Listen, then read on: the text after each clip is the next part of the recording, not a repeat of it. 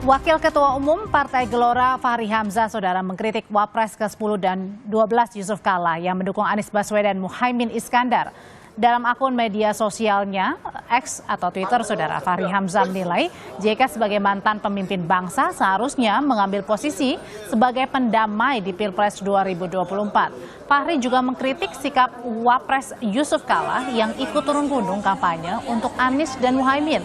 Fahri juga membandingkan JK dan Ketua Umum Nasdem Surya Paloh yang dinilai bisa sebagai pandita.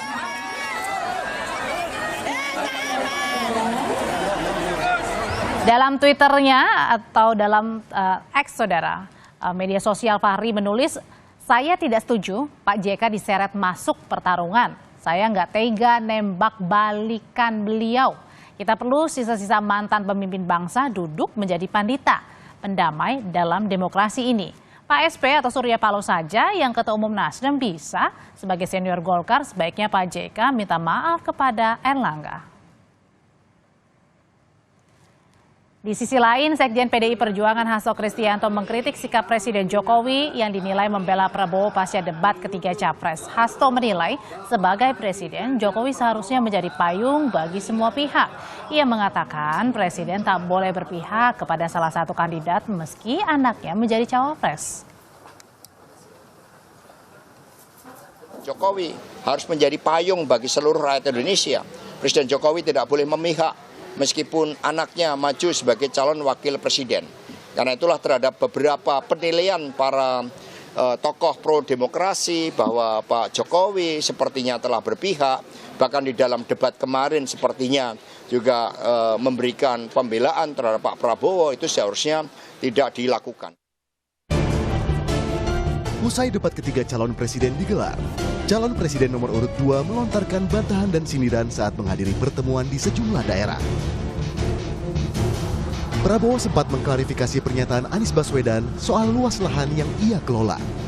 Prabowo menyebut, lahan seluas hampir 500 hektar merupakan lahan negara yang dikelola dengan hak guna usaha. Saksinya ada. Bisa dicek Pak Jokowi sendiri. Saya sudah menyampaikan Bapak Presiden, saya sebelum jadi menteri, saya pengusaha, saya menguasai lahan hak guna usaha. Ya. Hak guna usaha. Kemarin juga salah-salah melulu itu. Bukan 343.000 hektar, bukan. Mendekati 500.000 hektar.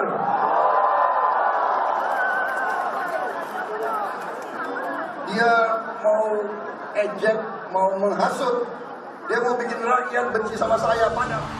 Saat berkampanye di Bengkulu, Prabowo kembali mengungkapkan dirinya tak khawatir soal nilai atas kinerjanya yang diberikan lawan politiknya saat debat. Dalam debat Capres ketiga, calon presiden nomor urut 1 Anies Baswedan memberi nilai Prabowo 11 dari 100 atas kinerjanya sebagai Menhan. Saya tidak mau banyak bicara, banyak omong, banyak janji, tak ada hasil, tak ada kerja. Walaupun ada yang kasih saya nilai 11 dari 100, tapi di mana-mana saya pergi, di mana-mana dan semua pesan yang saya terima melalui sosial media menunjukkan rakyat Indonesia, hati rakyat Indonesia, hati tuan-tuan, puan-puan, hati ibu-ibu, hati emak-emak, hati seluruh rakyat Indonesia berada bersama kami. Wakil Presiden ke-10 dan 12 Yusuf Kala pun bersuara membela Anies Baswedan. Soal lahan Prabowo yang disebut Anies, Yusuf Kala bilang datanya sama dengan yang disampaikan oleh Jokowi pada debat Capres tahun 2019 lalu. Jadi menurutnya tak layak dipersoalkan atau bahkan dilaporkan ke Bawaslu. Yusuf Kala juga membela Anies soal data terkait alutsista bekas yang dinilai terlalu mahal. Padahal pemerintah sering membeli alutsista bekas dengan harga murah. Bagus itu kedua Bawaslu. Kalau diperiksa, gampang Anies minta kesaksian dari Pak Jokowi. Kan yang pertama ngomong Pak Jokowi. Paling bagus sih jadi dua yang diperiksa. Anies tentu diperiksa. Dari mana datanya? Dari Pak Jokowi. Panggil Pak Jokowi. Baru rame negeri. 1 triliun 1 pesawat. pesawat yang umurnya 25 tahun. Jadi pertanyaan banyak pihak, pantas gak harga itu? Jadi bukan bekasnya saja. Berapa harga bekas itu? Saya kira pemerintah kan tidak satu kali ini beli barang bekas. Tapi selalu murah. Tensi panas dalam debat capres ternyata memang terbawa dengan pernyataan saling sindir antar kandidat di luar debat. Tak hanya melibatkan capres, tapi juga tokoh pendukung di belakangnya. Tim Liputan, Kompas TV. Wakil Presiden ke-10 dan 12 Yusuf Kala bela Capres nomor urut 1 Anies Baswedan usai Capres nomor urut 2 Prabowo Subianto keluarkan sindiran terhadap Anies Baswedan pasca debat ketiga Capres. Pembelaan JK ini pun menuai reaksi dari kubu Prabowo Gibran yang menyebut JK sebaiknya sebagai pendamai dan tak ikut campur dalam urusan Pilpres. Kita berbincang sore ini dengan narasumber yang sudah bergabung. Sudah ada Direktur Eksekutif Parameter Politik Indonesia, Adi Praitno, dan juga juru bicara Timnas Amin, Pipin Sopian, dan juga ada Wakil Ketua TKN Prabowo Gibran, Habibur Rahman. Selamat sore Bapak-Bapak semuanya. Sore, Assalamualaikum. Selamat sore, Assalamualaikum warahmatullahi wabarakatuh. Selamat sore, Audrey. Waalaikumsalam Bapak-Bapak semuanya. Saya mau ke Bang Habib terlebih dahulu. Bang Habib, emang nggak boleh nih sebagai Wakil Presiden 10 dan 12 Pak JK turun gunung di Pilpres 2024, salah satunya untuk membela pernyataan serangan-serangan keras terhadap Capres nomor 1? Halo. Masih di mute, Bang? Ya. Halo. Ya, silakan Bang Habib. Halo, bisa ya? Saya didengar? Ya, aman. Ya, jelas. Ya, kalau Bang. saya ya tentu sangat boleh sekali. Ya, Sangat gimana, Bang? Tidak ada masalah Pak Yusuf Kala berpartisipasi. Tidak ada masalah. Halo? Oke, silakan. Tidak ada masalah. Bagi saya tidak ada masalah. Ya, Pak Yusuf Kala ikut menyampaikan pendapatnya, ikut berkomentar, bahkan ikut berkampanye dalam kontestasi Pilpres. Beliau adalah warga negara yang memiliki hak sama dengan kita semua. Meskipun memang beliau mantan wakil presiden, tokoh bangsa, tentu tetap saja sebagai tokoh bangsa tetap saja sama warga negara kedudukan di depan hukum yang punya hak untuk berpolitik. Nggak ada masalah sama sekali. Oke, kalau nggak ada masalah, kenapa juga kemudian diserang juga oleh Pak Fahri nih, yang juga pembela dari Pak Prabowo dan juga Mas Gibran, bahwa pemimpin bangsa itu harusnya ambil posisi mendamai Pilpres? Ya, jadi teman-teman harus dimaknai ya. Komunikasi yang disampaikan oleh politisi itu jangan serta-merta diartikan sebagai serangan. Sebagaimana Pak Yusuf Kala, ya, Pak Fahri juga punya hak untuk menyampaikan pendapat. Ya, baik beliau juga sebagai pribadi yang punya hak untuk menyampaikan posisi politiknya. Nah, ini kan dalam konteks dialektika. Dialektika kan begitu, ada yang menyampaikan pendapat, ditanggapi, lalu ditanggapi lagi. Itu bukan dalam konteks saling serang menurut saya. Kita kan semakin dewasa dalam berpolitik, ya. Biarlah nanti rakyat yang menilai apa yang disampaikan oleh masing-masing pihak ini. Oke, saya ke Kang Pipin. Kang Pipin, ini kan Pak JK kemarin sempat beberapa kali ya membela Mas Anies begitu ya, atau Pak Anies begitu, salah satunya soal alutsista begitu ya. Ini kenapa sih kira-kira Pak JK sampai turun untuk membela pernyataan-pernyataan serangan-serangan terhadap Capres Pak Anies? Ya, saya kira Pak JK ini untuk membangun keseimbangan ya, wacana yang dilakukan oleh pihak pendukung 01 yang menyerang 02 ya, yang menyerang 01. Jadi kalau beberapa poin yang disampaikan oleh Pak JK, sebetulnya kita melihat kan beliau itu kan orang yang paling rasional, yang paham konstelasi ya. Ketika misalnya Pak Jokowi ya sebagai presiden, kepala negara, kemudian cawe-cawe dalam kampanye mendukung salah satu calon, beliau beda dengan Pak JK. Pak JK kalaupun mendukung, beliau di luar dari pemerintahan. Dan saya kira tetapi ketokohan Pak JK ini memang didengar oleh banyak kalangan ya. Beliau sebagai seorang wakil presiden 2 kali, 2 periode ya, dan nasihatnya didengar, para elit juga mendengar, dan beliau menyatakan sikapnya secara jelas bahwa beliau mendukung Pak Anies Baswedan sebagai calon presiden yang memiliki kredibilitas, integritas yang baik, dan beliau melihat keseimbangan informasi ini yang perlu dilakukan. Siapa yang benar, siapa yang menyampaikan fakta. Jadi bisa ya. diartikan Kang Pipin kalau Pak JK sampai turun ini untuk menyeimbangkan pernyataan-pernyataan dari Pak Jokowi juga. Ya betul, saya kira kita lihatlah dari awal ya Pak Jokowi memang kecenderungan ke 02 sangat kuat.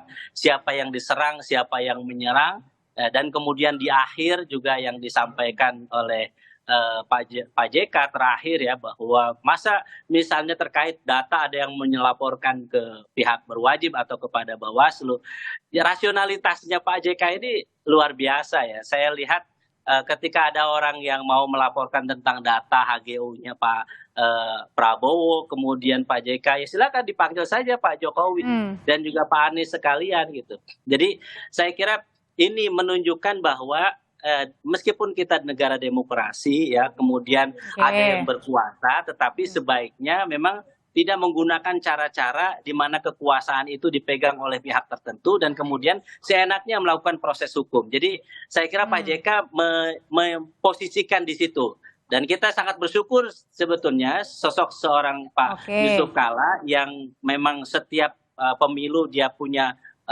pihak yang dia dukung menang, dan saat ini dulu sebetulnya dukung Pak Jokowi 2014 dukung Pak Jokowi, kemudian 2019 Pak Jokowi, dan 2024 saat ini luar biasa beliau mendukung Pak Anies yang mungkin beliau sudah mempertimbangkan antara tiga calon. Kang Pipin bentar, Maka Pak Anies yang punya bobot dan punya potensi untuk memimpin Indonesia. Oke, saya kembali tanya ke Bang Habib. Bang, tadi dibilang sama Kang Pipin tuh sebenarnya pernyataan-pernyataan dari Pak JK ini keluar karena untuk bisa dibilang mungkin menyeimbangkan pernyataan-pernyataan dari Pak Jokowi yang seakan membela Pak Prabowo.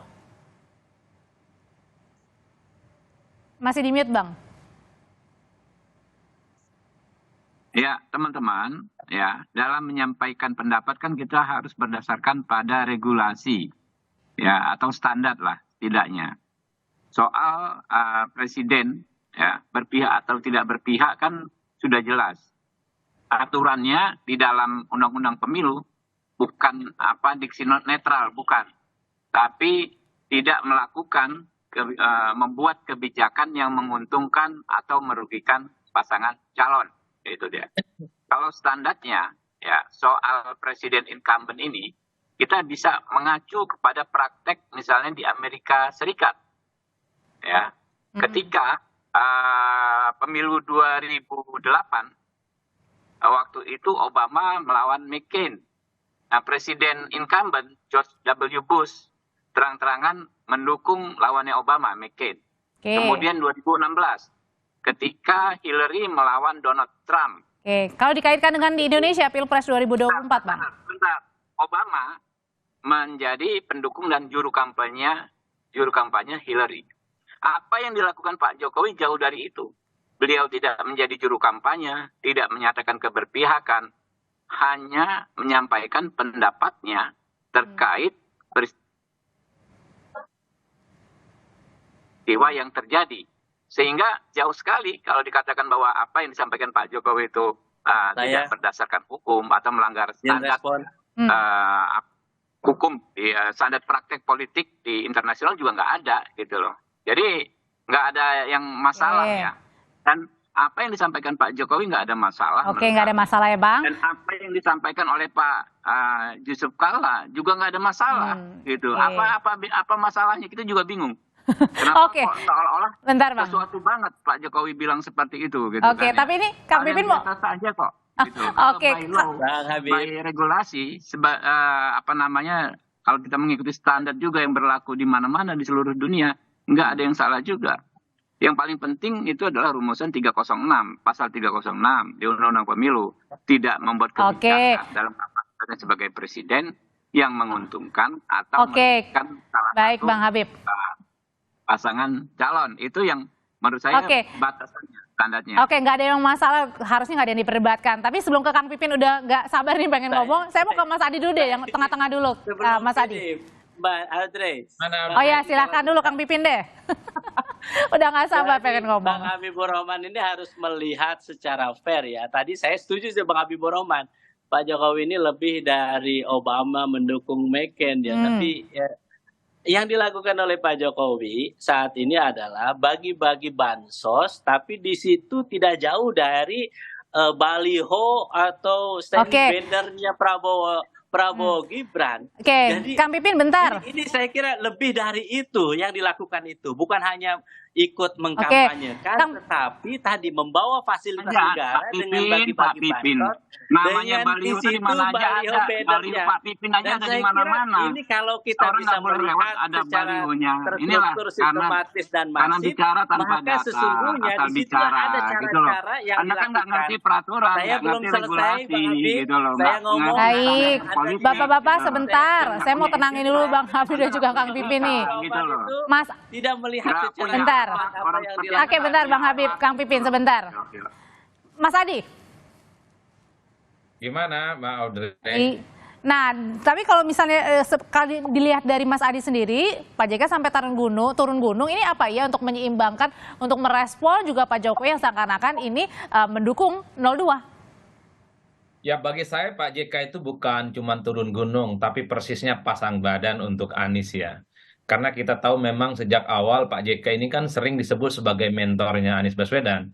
Bahkan ketika Pilgub di DKI Jakarta beberapa waktu yang lalu, Pak JK lah yang saya kira begitu banyak berkontribusi yang kemudian membuat Anies itu bisa maju bersandingan dengan Pak Sandiaga Uno yang saat itu diusung oleh Gerindra. Jadi bagi saya JK ini pasang badan betul ketika begitu banyak kritikan yang hampir tiap hari mengarah kepada Anies Baswedan, terutama pasca debat ya.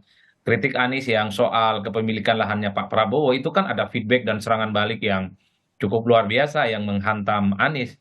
Pak JK tampil di situ. Ataupun misalnya JK itu dalam banyak kesempatan selalu berharap kepada Muhaimin kalau debat jangan kalah tuh sama Gibran dan seterusnya dan seterusnya. Oke. Jadi begitu kehadiran Pak JK dalam hal ini adalah untuk memberikan kontribusi sebagai sosok yang secara definitif sudah memberikan dukungan politiknya kepada Anies Baswedan dan Muhaimin Iskandar.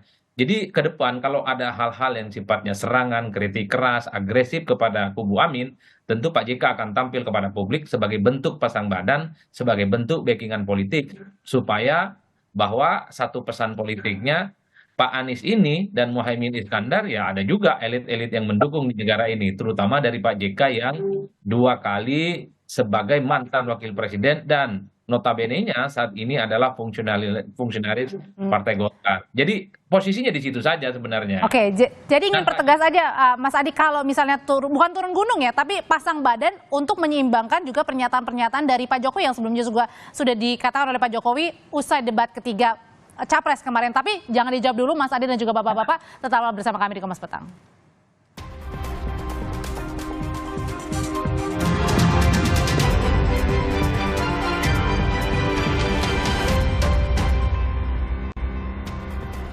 Menyambung pertanyaan sebelumnya, Mas Adi, jadi benar kalau misalnya Pak JK sampai bukan hanya turun gunung, tapi pasang badan buat Pak Anies adalah untuk menyeimbangkan pernyataan-pernyataan dari Pak Jokowi sebelumnya setelah debat ketiga kemarin? Ya, saya termasuk yang meyakini itu, karena kalau kita iris satu persatu, nyaris kan tidak ada elit-elit di negara ini yang pasang badan untuk membela Anies ya, menjadi backing politik Anies dalam konteks pertarungan narasi-narasi politik yang berkembang belakangan, terutama setelah deklarasi Pilpres. Kalau Pak Prabowo ya saya kira sudah banyak ya ketua umum partai yang membela, kemudian termasuk misalnya menteri-menteri Pak Jokowi, mantan-mantan aktivis dan seterusnya. Begitupun di kubu Pak Ganjar Pranowo, begitu banyak elit silih berganti memberikan backup politik ya. Di kubu Pak Amin, terutama Pak Anies Baswedan, ini kan nyaris kering ya. Persoalannya di sini, Pak. Para jubir, para jurnas, termasuk para tim sukses yang selalu pasang badan. Nah, kehadiran Pak JK beberapa waktu yang lalu yang menyatakan dukungan politiknya kepada Anies Baswedan, tentu ini semacam trigger dan memberikan amunisi bahwa ke depan apapun yang terkait dengan Anies, bully-bullyan terkait dengan Anies, kritik-kritik dan serangan tajam kepada Anies, tentu Pak JK akan berkontribusi di situ. Pak JK akan hadir di mana ketika Anies kemudian dalam tanda kutip ya babak belur dikritik oleh berbagai kubu. Jadi menggunakan istilah lain, Pak Anies tenang, ada Pak JK ada di sini. Kira-kira begitu. Oke, tapi dengan beberapa elit partai politik yang juga turun gunung, bukan hanya Pak JK ya, itu apakah juga mempengaruhi atau mempertahankan, menaikkan atau bahkan menaikkan ya elektoral dari masing-masing capres nih menuju ke pencoblosan? Kalau kita sih melihatnya elektabilitas itu murni hanya karena kerja-kerja dan pesona politik yang dilakukan oleh pasangan capres dan cawapres. Plus para tim sukses, plus para influencer, termasuk dukungan-dukungan para elit. Tapi overall di atas segala-galanya yang dilihat ya dari soal elektabilitas itu tentu adalah persona sang capres dan cawapres yang saya kira itu diamplifikasi, dijual secara politik oleh para pendukung di bawahnya. Jadi ketika Pak JK melakukan kunjungan-kunjungan politik ke berbagai daerah, pasti yang dijual itu adalah kubunya Anies dan Pak Muhaimin Iskandar. Ketika Fahri Hamzah memberikan statement-statement politiknya di berbagai media, tentu yang diamplifikasi adalah Pak Prabowo Subianto dan Gibran Rakabuming Raka. Itu adalah profiling dan marketing politik ya, yang saya kira bagian dari upaya untuk meningkatkan elektabilitas. Begitupun dengan pendukung-pendukungnya Ganjar dan Mahfud. Ketika semua para pendukungnya, elit-elit, relawan, tim sukses, dan pemenangan, pasti yang dijual itu adalah figurnya Ganjar dan Mahfud MD. Yang menjadi pertanyaan adalah, apakah dagangan politik para capres ini 1, 2, dan 3 laku atau tidak? Ya tentu sangat tergantung bagaimana para capres ini menunjukkan performa politiknya kepada publik, baik saat debat atau saat melakukan kunjungan atau track record yang mereka pernah berikan selama ini, selama jadi pejabat publik. Oke, saya kembali ke Bang Habib. Bang, tadi juga sempat disindir nih atau disinggung ya sama Mas Pipin soal Kang Pipin soal bagi-bagi bansos juga itu ngeresponnya gimana, Bang? Ya silahkan saja. Kan tahu Kang Pipin ada yang namanya Bawaslu. Di lokasinya ada namanya Panwaslu. Jadi diproses saja. Kalau memang dianggap ya itu memenuhi ketentuan pelanggaran pasal 36 Undang-Undang Pemilu. Tapi kita jangan ribut di media tetapi tidak melaporkan. Nah itu kan kacau gitu loh. Kan komitmen kita sebagai bangsa bahwa negara ini adalah negara hukum, bukan negara kekuasaan. Kalau ada sesuatu yang kita anggap melanggar hukum kan sudah ada prosedurnya, sudah ada undang-undangnya, ada lembaga penegak hukumnya masing-masing. Kalau pemilu ini bahkan lengkap dia Mbak Audrey. Dia berlapis. KPU sendiri penyelenggara sekaligus bisa ada fungsi pengawasan. Bawaslu pengawasan. Bawaslu kalau kita bikin laporan tetapi tidak ditanggapi, ada yang namanya Dewan Kehormatan Penyelenggara Pemilu. Jadi ibaratnya nggak usah rame-rame ya, langsung aja dilaporin kalau ada yang nggak benar gitu ya. Bisa juga diakumulasi, Mbak Audrey, ya dilaporkan lalu didokumentasi, dijadikan bahan kalau nanti ke Mahkamah Konstitusi. Kan begitu aturan mainnya gitu loh. Jadi capek kalau kita bicara kasus per kasus lalu bikin asumsi.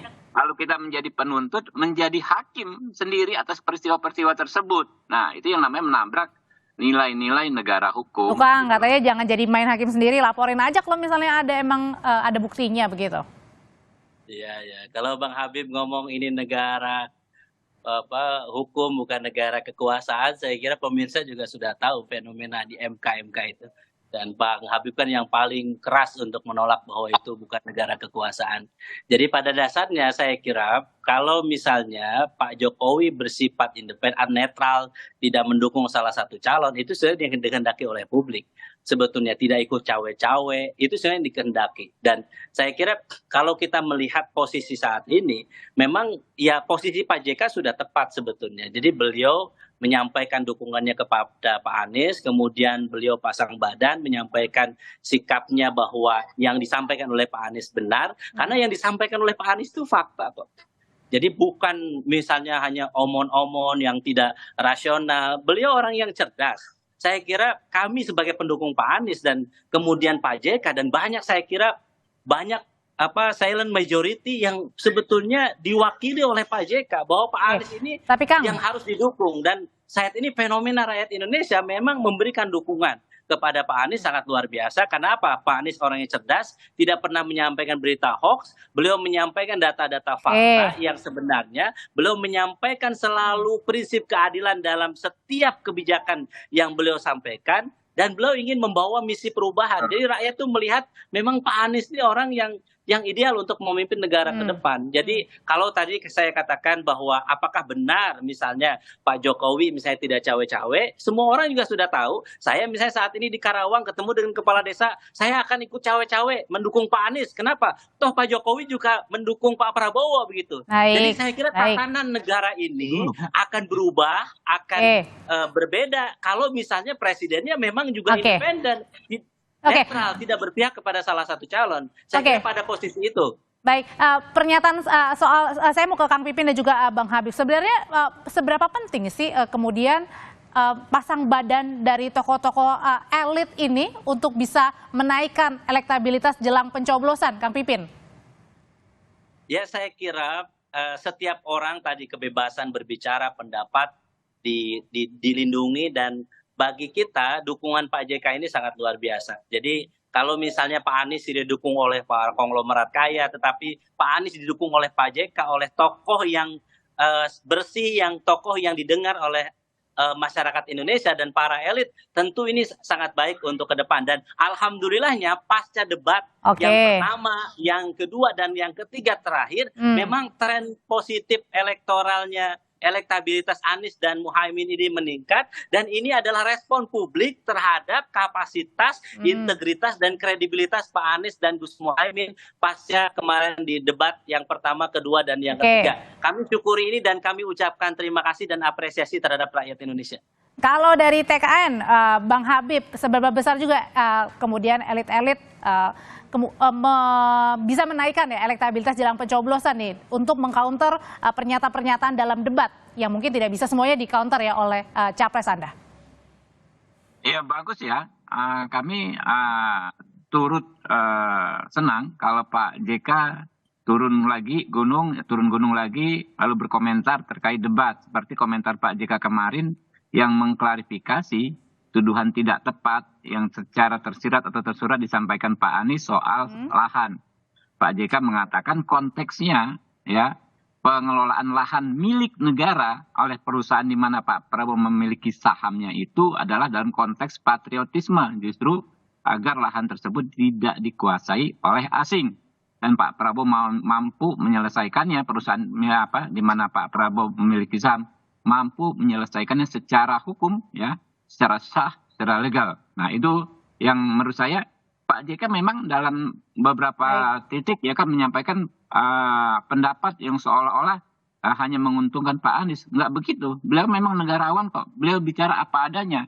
Dalam konteks lahan 350.000 hektar, apa yang beliau sampaikan clear. Dan itu membuat jelas bagi rakyat yang sempat mendapatkan berita yang tidak benar soal kepemilikan lahan tersebut.